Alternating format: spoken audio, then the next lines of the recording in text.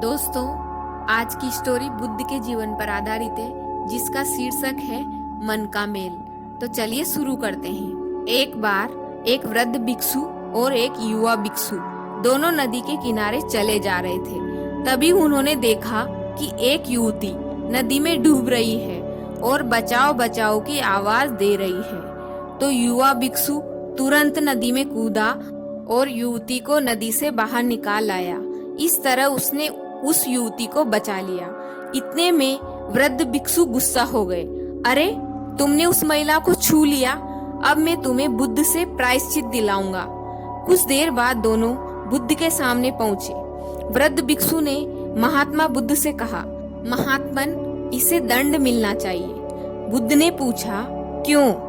वृद्ध भिक्षु ने कहा, इस बात का कि इसने युवती को नदी से बाहर निकाला और इसने एक स्त्री को छुआ है, इसलिए इसका ब्रह्मचर्य अब नहीं रहा है, इसलिए इसे प्रायश्चित मिलना चाहिए।